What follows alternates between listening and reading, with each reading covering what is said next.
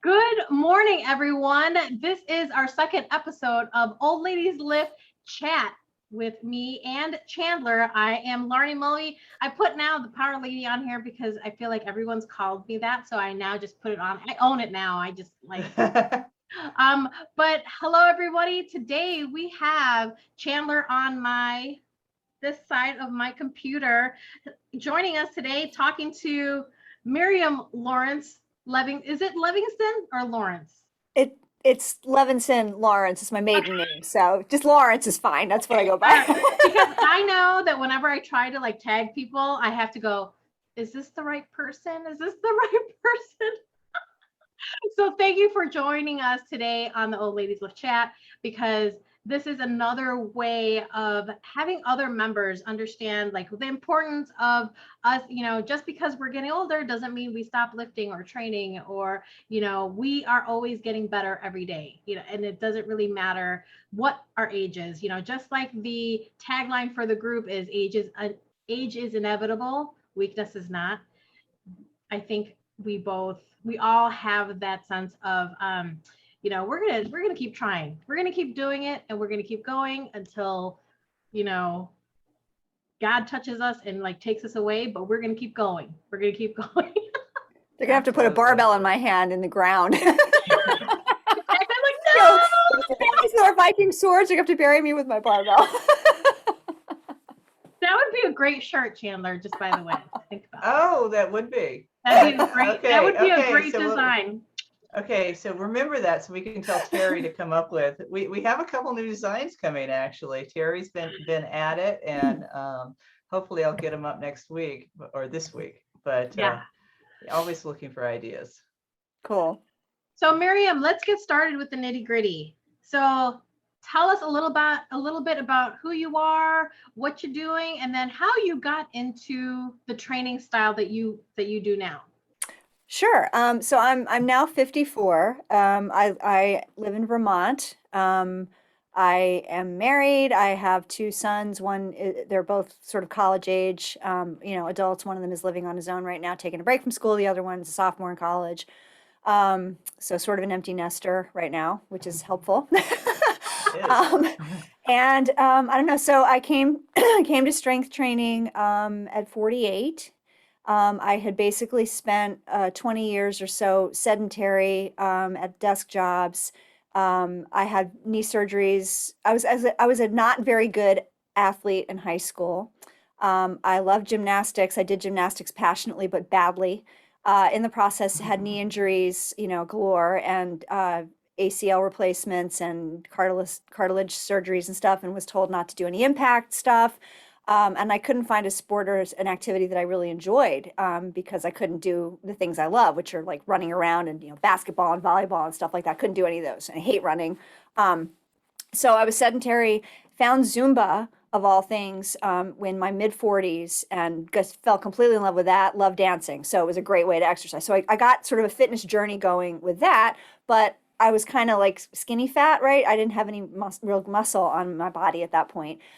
Gained some weight through pregnancies and stuff. And then I was like, I want to lose that. So I lost it, but I lost it the wrong way, meaning I didn't think about muscle at all. So I lost everywhere. So I was just kind of like, I didn't like the way I looked and I wanted I wanted a booty. Oh, you How can many women do mine. you know Let's they be got into honest. lifting because they wanted a booty? Like I Just know share. all-time world record holder power lifters who are ridiculously strong. Like I wanted a booty, so that was the reason. So I got started with I found a guy named Brett Contreras online who is he's known as the glute guy. He is literally the world expert on glutes. He has a PhD in Glutes. exercise physiology in glutes. That's No, literally, like he's the that's butt guy. awesome.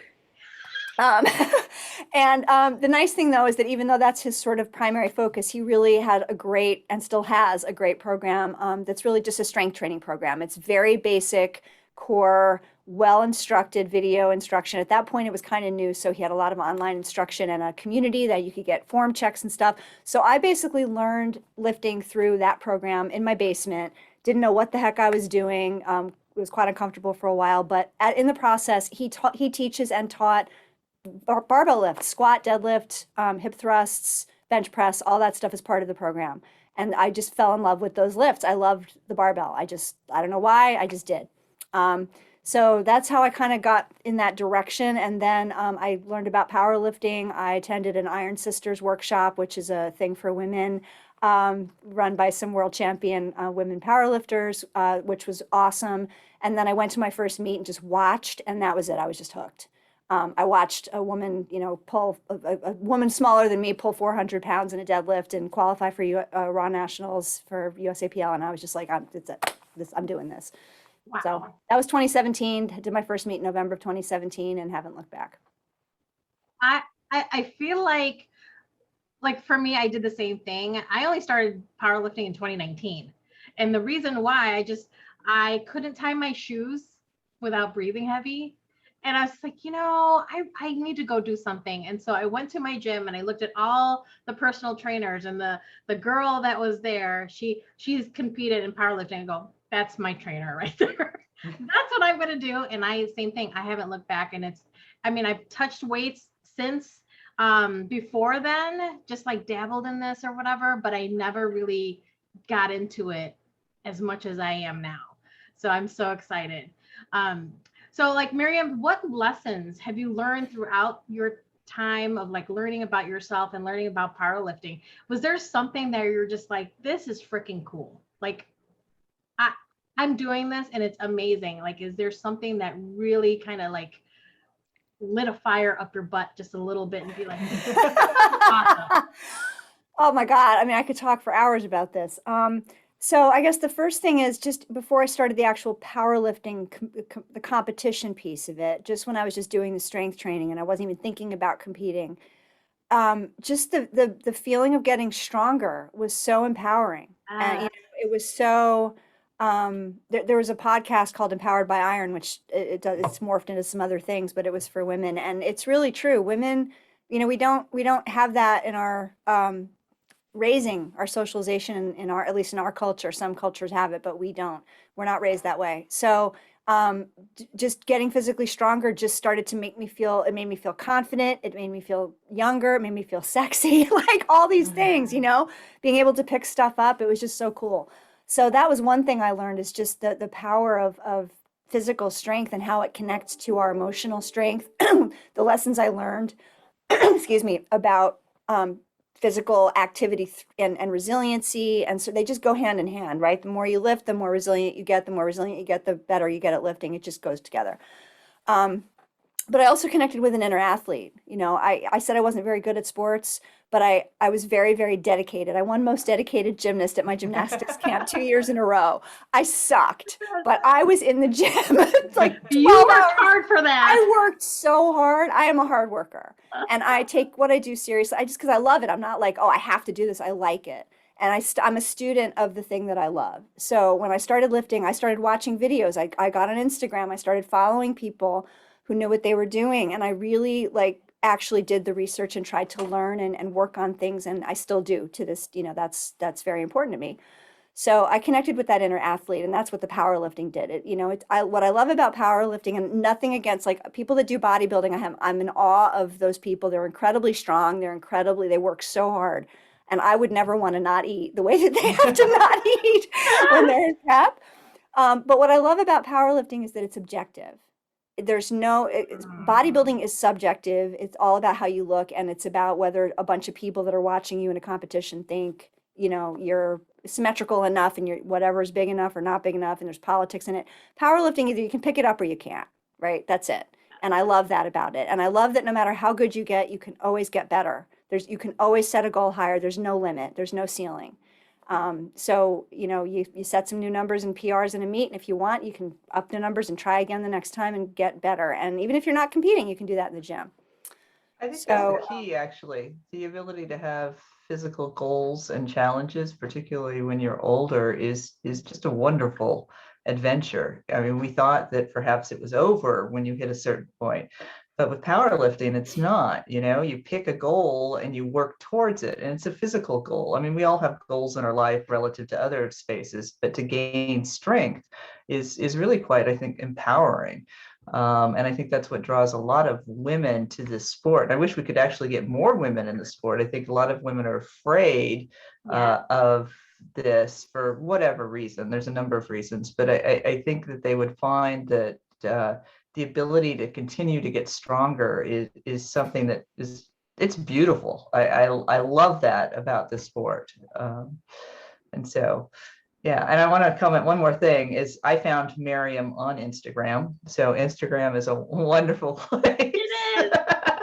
And we began talking. This was, I think I found you before we even started OLL, but you were like one of the only female older power lifters that I knew. And I think you were struggling with depth like I was. If I recall correctly, Probably. it was you said something like Jedi mind trick to do depth or something, and it stuck with me. So that when we founded OLL, Marion was really the only person I knew that I could ask to help moderate the group, and she jumped right on board, which was wonderful. I love it. I love that because I just was Googling on Facebook. I don't even know how OLL came on my newsfeed or something. Because we don't advertise. Yeah, I'm like, I'm gonna join this group. I'm older. Sure, I could do this. And the group is so amazing. And now we're seeing so much more ladies like adding their videos and trainings and things like that on the group. And I think it is so cool. And I keep asking, like, everybody, submit your videos and everything we could put up, because there is something to learn from everyone. And I think that is an important part of this, the Old Ladies Lift group, is that we learn from each other and we learn and support how we continue to improve, or how, even on our crappy days, we're just like, just keep going, just do it and everything, So Miriam, like, do you have any like advice or tips and tricks or something it's either a mindset or a physical thing or something that can be a encouraging word for the members of the group? Well, it really depends on sort of why you're here, what you're trying to accomplish.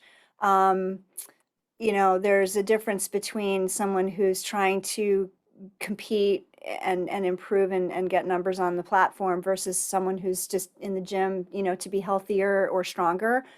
But I guess I would say, consistency is absolutely key. And I think one of the things I see the most, and I hear from my friends or people that I know that are sort of struggling to be on a fitness journey and stick with it, is this idea that you have to feel motivated. How do that's a question I hear so much. How can I motivate myself? Mm-hmm. And my answer to that is, it doesn't matter whether you're motivated or not. The motivation will come from the activity. And I don't know if you ever heard this, but if you're feeling down, physically smiling actually makes you feel happier. There's a physical connection in your brain between your face and your brain. When you smile, it literally changes what's happening in your brain. So rather than waiting to feel happy to smile, if you smile, it will make you feel happier. And I would say the same is true with the gym. Like, I have it on my schedule. I have a calendar, and I have 3 training days a week, and my training is on my calendar, and it does not move. If I have to move it, literally I have no choice. Like, I have a work meeting that a client scheduled, that's when I would normally train. I'll move my training one day, and then all of it has to get skewed and moved around. But it is on my calendar, and I do not miss training. I don't think I've missed a single training session, except when I had COVID last year. I haven't missed a training session, like, unless I had a physical reason, like I was sick and injured. COVID misses don't count. I think they're just one of those. Yeah, no, and again, like, I'm hesitating to answer the question this way because I like I said, it really depends on your goals and what you want. And I think it's a big mistake to say there's a one way to do anything. There's no one way to lose weight, gain weight, bulk, train, whatever. But I'm speaking to people, because I do hear this a lot. People that like, they want to look different, or they want to be stronger, they want to be healthier, they like all these things they want to do, but they have a really hard time making it happen. So I would say, one of my big things Just is show up. show up, If you don't feel Show up, motivated, don't worry about just it. You know, you just don't feel do it. motivated to go to work every day, but you go. Right? Well, you get a paycheck. But yeah, I think to add to that, way back 100 years ago when I was a swimmer, one of the things was very difficult is when you had a break. After you've been out of the pool for about a week, 2 weeks, 3 weeks, whatever the case may be, it's as if you're starting over completely. I mean, it just absolutely sucks.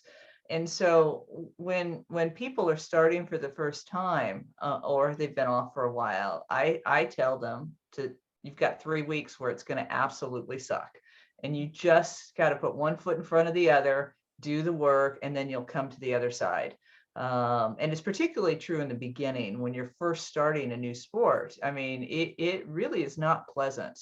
The soreness and the pain, and all of that, but you just do it and then you get to the other side. And it has nothing to do with motivation. You just show up, you do it. But as far as motivation, I find that if I turn the music on really loud, I typically get motivated. And if the music is really bad that day, though, it could go the other direction. But if the music is good, it tends to, like, it's like that smile therapy. It makes you smile. And so you just keep going. Yeah, and I mean, I would say, find a good coach or trainer or online program, but have a plan. Have a plan when you go into the gym. Don't walk into the gym like, what am I going to do now? If you have a plan and it's all mapped out, it's much easier to just get through it. Like, like we said, show up. And once you get going, at least I find, Chandler, I don't know if you feel this way, or Laarni, but like when I have to train, I like to train at a gym. Personally, that's just my husband has built a beautiful home gym. It's just gorgeous, and which is great when I need it. But I really like to be around other people. I find that really motivating. So you have to find what motivates you. Some people really prefer to train on their own. That's great too, whatever works for you. But if I have to go down to the basement and it's like, December and it's 60 degrees down there and it's cold and it's kind of dark and I'm alone, the right music is totally helpful, but having a plan. Because I just have to start. And as soon as I start, I'm like, okay, I'm getting into this now. I'm getting into this now. And I just go. And absolutely the plan. And that's another thing, when you're planning your own program, which a lot of folks have to, I mean, you draw from other people, a whiteboard is the most important thing that you can have, because I do anyway, I sit down, put it all on the whiteboard, figure out what I'm going to do. And I sometimes will do that in the morning. And, I have an idea of what my scope is over the course of a few months, but I put it on the whiteboard. If it doesn't get on the whiteboard, if I don't go in with a plan on the whiteboard, then it doesn't get done. So buy a $10 whiteboard off of Amazon and go to town. Or another option is, this is on my phone. This is my program. Yeah. I have the Strong app, and there are other apps available. But I have a coach, and he writes my program for me, and that's a Google Sheet. So I could just bring the Google Sheet in, but that's hard to use on a phone. And I like the Strong app because it keeps track of PRs. So if I set a PR, it tells me, which is kind of cool. Okay. Stuff like that. So yeah, but whatever works. Some people like a notebook. Everyone's got their own style, I feel like I do still the old school when I would do my own recording. I'm so notebook and pen and paper. Like I don't know. I loved all the apps and everything. But then sometimes, okay, so when I get on an app, I'm like, oh, I wonder what's going on Facebook too. And I just, I gotta stop doing that. So when I have it on the pen and paper, like my coach does it where he prints out our program every time. And it's in a nice little binder at the gym, so I know where it's at. And I think for me, visually, when I can write down the number, like with a pen, it sticks. It sticks in my mind. But when I go on an app, I'm just like, oh, okay, I put it in there and I'm like, oh, what else can I be looking at? And so I get distracted. So I'm still old school when it comes to that. I still do like scheduling on a, I have my like Calendly and stuff, but if it's on a big like schedule board, I'll do that because I can see everything. So, I mean, whatever works for someone, it's going to work for somebody. You just have to find out which one works. But see, that's what I love about the three of us. We have three different ways of doing this, right? They're really there are some important rules and principles that hold true regardless, right? So, like there's certain things about the squat that everyone needs to know and do correctly. But there's a lot of things that are variable. And so there's not one way to stand. There's not one width for your feet. There's not one way to turn your feet out or not turn your feet out, you know, upright, not high bar, low bar. Like people shouldn't be saying this is the way you have to do it. That bugs me. Well, and that segues into one of the beautiful things about Old Ladies Lift Group is we expressly prohibit that unsolicited advice that tells you that you have to do it this way. And I think that's key. That's one of the reasons I started it, is because I would post my you know, PRs on different sites and expect to get congratulations. And I would be ripped apart because I don't lift very pretty. I lift very ugly. And I would get, you're not doing that right, and you can't do that, and you can't do that. And I'm like, you know, forget it. I want, you know, I have a coach to tell me what I'm doing right and wrong, and he does, and I don't need you, particularly some man who's never lifted, you know, which is almost always the case. It's always some older man who has, yes, that comes in and says, you know, you can't do it this way, you're doing it wrong or whatever. And so, yeah, so at the group, we prohibit that, and it flares up every now and again, but we're pretty good at catching Watching it. that real quick. We do. Stomp that. We do. Miriam gets a lot of them because she's on the East Coast, so she gets before I do, so she has to. Yeah. I have no tolerance for unsolicited advice. Yeah, I don't either. In Same. general, you know, no one wants it, no one listens to it. If you want help, and the alternative is if you ask, then pay attention and listen. Like if you actually ask people, then learn something and take the criticism, you know, as it's intended because you asked for it. But I've never seen anyone really in our group not do that. You know, if they ask, they are receptive. Yeah, exactly. Yeah. So Miriam, okay, as we're closing up our conversation here, one question that keeps popping in my mind that I wanted to ask because you said it in the beginning. Yeah. Get that booty that you were looking for. You're assuming I have it? Did you get it? Did you get that booty that you wanted when you started? I got more of one. I mean, yeah, no, I mean, in all seriousness, recomposition of the body is an astounding thing, and people don't really understand that. And I think a lot of women in particular, Chandler was talking about women being reluctant to do this. Women are very, very, very focused on the number on the scale. And one thing I think women need to learn as they're coming into this activity is how useless weight on the scale can be as you're putting on muscle. I mean, you need it. You know, obviously you need it as a guide. It helps you. It certainly helps you if you're competing because we have weight classes. But I am actually over 10 pounds heavier now than right this minute I'm a little light because I'm going to be competing. But I was like 10 pounds heavier, almost 15 pounds heavier than I started this whole journey. But it's muscle. It's not fat. And my body is a completely different shape. And I'm wearing clothes that fit me, you know, back then still because of that. So, you know, don't focus on the scale, focus on how you look. And if you're happy with if you care, even how you look, if that's your focus. You asked me, Laarni, that's the only reason I'm even bringing it up. I would say, you know, focus on how strong you are, whatever your goals are, whatever you care about. Well, and I think that's so I got into this by a CrossFit, which is a way that a lot of folks get into it. And a lot of people have problems with the way CrossFit designs workouts, et cetera, et cetera. And that's a whole nother debate. But I think one of the wonderful things about CrossFit, particularly for women, is the idea that your body doesn't matter, that what matters is what you do on the gym floor.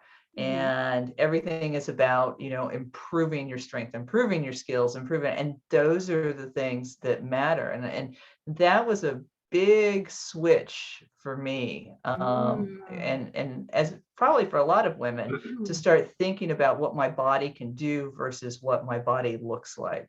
And I think it's an important switch. And I feel that CrossFit has really changed that conversation for women in strength sports markedly. So hopefully powerlifting can continue and people end up in different, or weightlifting or powerlifting. But I think that was an important, it was an important aspect of my journey into this arena.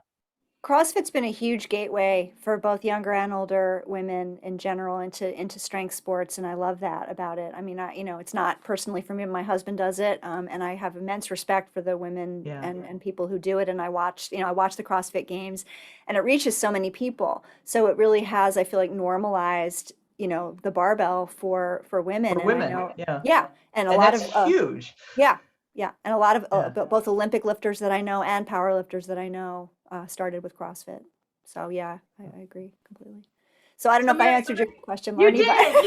but So Miriam, what's next for Miriam's you? gorgeous. She is. She really is. She's gorgeous. She puts up you are, and you put in the muscles, and you I put up the agree. videos. I'm and the writing out pictures your of- check right now. There we go. Dropping it in the mail. So, but you look so much healthier.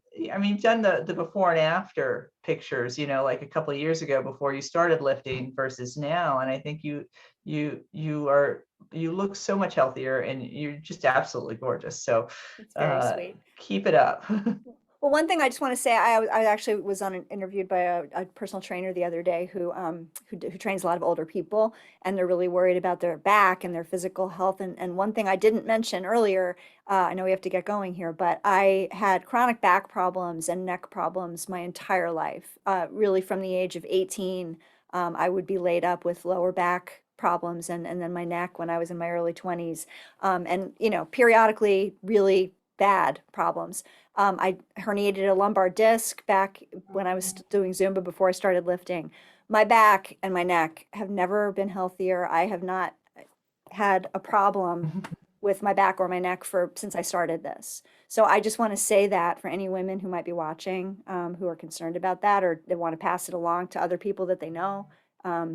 There's nothing better for your back or your body than Than strength lifting. training. Then lifting. Yeah. Exactly. Correctly, with help, with right Certainly. form, all caveats there. Let's put all those layers on there Yeah. too, just Yeah, in but case. but just for the masses out there, herniated disc, couldn't stand up straight. Well, actually, ditto. I've had neck surgery and the like. So yes, and while it does flare, it's certainly much more stable and much stronger than it was in my 20s. It's what we're all doing right now, sitting at a desk. That's It's what hurts the killing us. back. Absolutely. I'm Literally. standing, I but believe yes. I'm turning into an evangelist. Like, this is what I want to do. I want to evangelize this because, like you said, Chandler, not enough people, and especially women, understand Yeah, this. they're And they're afraid of it. And like Yeah. this is life, literally life-saving stuff. So Awesome. Well, thank you so much, Miriam, for hopping on with us today on the Old Ladies Lift chat, because this is very empowering and inspiring for a lot of the members, getting to see us interacting with each other. And for me, I didn't meet you until just now. So, it was really, and now I stalk you on Instagram. I'm just like, what's Miriam doing today? Let me see. But thank you so much for hopping on today. It was a great conversation. There's a lot of takeaways from this episode, and I think there are a lot of topics that can branch off into, Chandler, we were talking about having a roundtable conversation, maybe monthly, or there's just so much to talk about. And I know we all can talk about lifting forever and a day, but we all have things we have to do. So so thank you for being our guest today on this episode. It was amazing, and I am so glad. Oh, one thing I want to ask you, what competition do you have coming up? Before I say that, I just want to thank Chandler for starting this group, because it is amazing. It's such an amazing resource. I tell everybody about it. I tell all the trainers that I know that work with women about it. I really I just spread the word, and we have like 11.3 thousand members now. Yes. I can't even believe. I can't fathom that either. So thank you from my bottom of my heart, and thank you, Laarni, for getting involved and making, helping it grow and doing all this cool stuff. So that said, I'm now 6.5 weeks out from IPL, International Power League Drug Tested Worlds, which is going to be held in California in November. I lift on November 4th. It's November 4th, 5th, 6th, and 7th. And I guess women will be lifting primarily on Thursday and Friday, the 4th and 5th. And I'm sure many members of our group will be lifting in that competition. So please, if you I can. wish I could Yeah. go there. I wish I could go there and like interview every single one of them. Like I love interviewing like everybody. And so like I asked the question, I'm gonna get myself a microphone one of these days and just go around and be like, so how was your lift? How'd you That would be fabulous. So if we can figure out how to cover some of these events and integrate some of the lifting videos into the podcasts, we need to gain some technical skill here. But I think those of us who are lift know what amazing lifters older women are, but I think that the world really doesn't. It's still a novelty to see a woman lift, even though women have been lifting now for decades. But older women, I don't think many people realize how strong we are, and women, men alike. And I think that's something that I would like to continue to promote. And perhaps we can figure out how to do it through these podcasts when we gain some technical skill. I gotta just say, I was just at a meet. I'm a ref, and I was at a meet last weekend reffing. And there's the woman. I don't think she's a member of our group. I have to invite her. 51-year-old woman who is 114 pounds, won best lifter of the Oh, wow. entire meet for the women. Wow. And there were some very strong younger women there. It was so cool to watch this small peanut of a 51-year-old woman deadlifting almost 3 times her body weight. Wow. Yeah. amazing. It was. I love that. And I people, love that. that means people see it. Like all the other Exactly. lifters, they were like, that is cool. And we are role models, and we're role Yeah. models for young women and young men too. I think I find a lot of people think it's really cool to see us doing our thing. So Yeah. keep it up. Awesome. Well, thank you Thanks. again so much, Miriam, for hopping on today with Chandler and I. It was a great conversation. So remember, everybody, submit all your videos, submit your bios. Let's get everybody featured in the Old Ladies Lift Facebook page. But also, if you submit your videos to me at laarni.oldladieslift@gmail.com, I'll make sure to put all that information on the YouTube description. So the link will be easy to find, and submit your videos, photos, bios, etc. And also, don't forget to check out the shop on the Old Ladies Lift page, oldladieslift.com page. There's a shop there too. Tongue twister. Merch, get merch. Get merch. Get merch. Yes. Let's represent the group. Let's represent ourselves. And remember, age is inevitable. Weakness is not. I'm going to get that smoothly one of these days. So, all right. So this is today's episode of Old Ladies Lift Chat. I am Laarni Mulvey, and I have Chandler Mars right here on this side. And thank you to Miriam down here on the video. So thank you guys. Have a wonderful day, and we will talk to you all soon on the next episode. Have a good one. Bye. Bye.